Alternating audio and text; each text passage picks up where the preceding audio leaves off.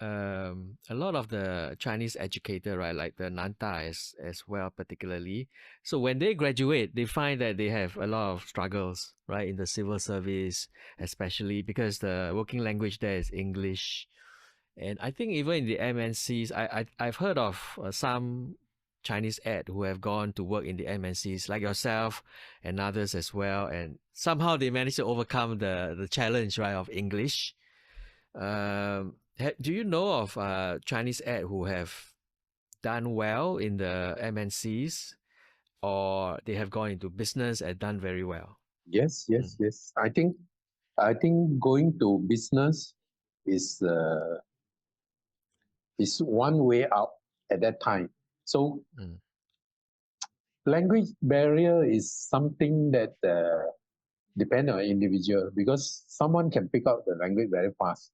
They can learn very fast, but someone they may focus on the skill or know-how, but weak on the language.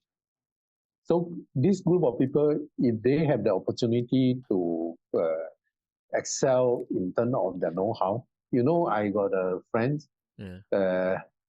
is from the building industry. So he worked as a property developer. I mean, initially, as a technician. Mm. So he learned very fast because at that time he just graduated from poly. So as a owner's rep, so he managed to learn very fast. And then when times are right, someone looking for him say, can we cooperate? Because to set up your own business, the initial part is the capital. I mean, if you can have some capital to survive through the initial period, and then can have some job through your relationship, most of the contractor and all this. You start out as a sub contractor. Mm. So he become one of big boss today.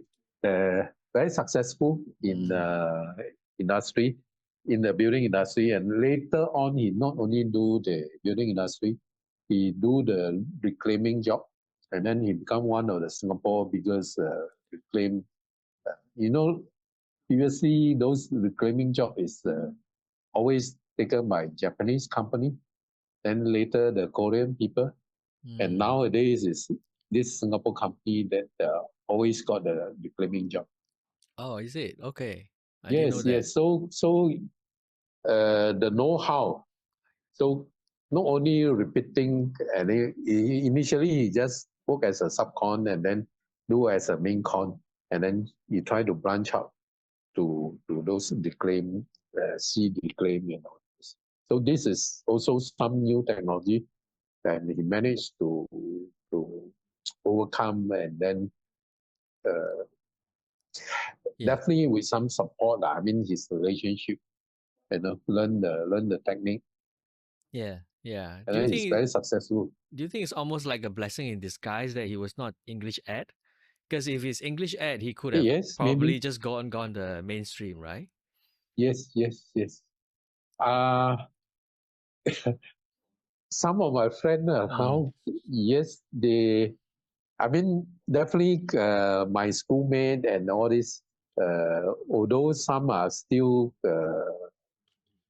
I should say, today's standard, they are not very successful, but they have do something well in the other thing, like writing, become a writer. You think this is to him, uh, because he's good in Chinese. So later on, he become a very good writer. I So see. I think he's very successful. You know, not necessary to have to become an engineer or someone in the government service or whatever. Right, right. Yeah. And for yourself as well, do you also I mean you continue to read. Do you also write and things like that? Culture and Right, seldom lah, because mm, uh, Okay, I read a lot and I like to share Yes. my know-how knowledge. So I also work as a volunteer docent in museum and art gallery. These are something that I learned after my retirement or start when I going to my retirement. So I've been service in the museum and art gallery for maybe more than 10 years, coming to 15 years as a Mandarin volunteer, telling the Fantastic. story in Mandarin. Yes. I mean, you never really lost that interest, right, in history and culture that you had when you were young, Yes, right? yes. I think that is true because even after I left school, I still read something more, I mean, very regular uh, in terms of history, in terms of some fiction. So, I mean, I follow up quite closely with the development of the society, you know. So, uh, some political affair, you know, that's interesting to me. It's like the drama series nowadays. Yes. You read from different angle. I just have a final question to ask you. Uh, for yourself, as well as maybe of your Chinese ed generation, do you feel sometimes a bit frustrated that Singapore is essentially a English working language society? Yes, Mm, yes. I think if we can be more balanced, that will be much better. Especially the China, we have about 5,000 years of history. There's a lot of things happening in the history that if we can learn, and we can learn from what have been happened, and then nowadays to the events that happen, definitely you can trace back how people do it, how people handle this type of situation in the history. mm, I mean, just quote an example, but I think in terms of culture, in terms of Chinese language, that's so beautiful, so wonderful. For those people who are not in it, they don't know what they have missed. So I always tell my children, although you no need to use it now, but you have to maintain it, and then maybe uh, at any time of your life, maybe you will enjoy it yeah. like what I did.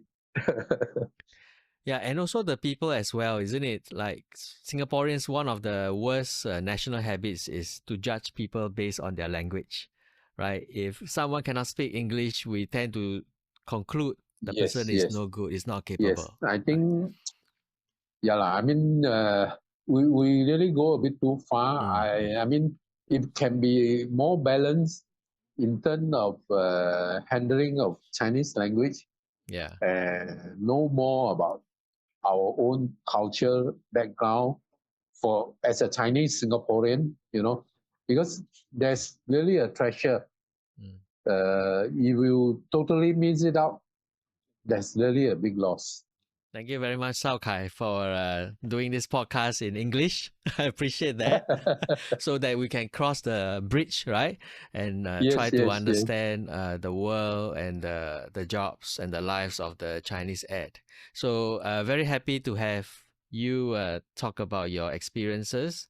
And I hope that this will encourage more of the Chinese ed to come up and speak about their stories on the podcast.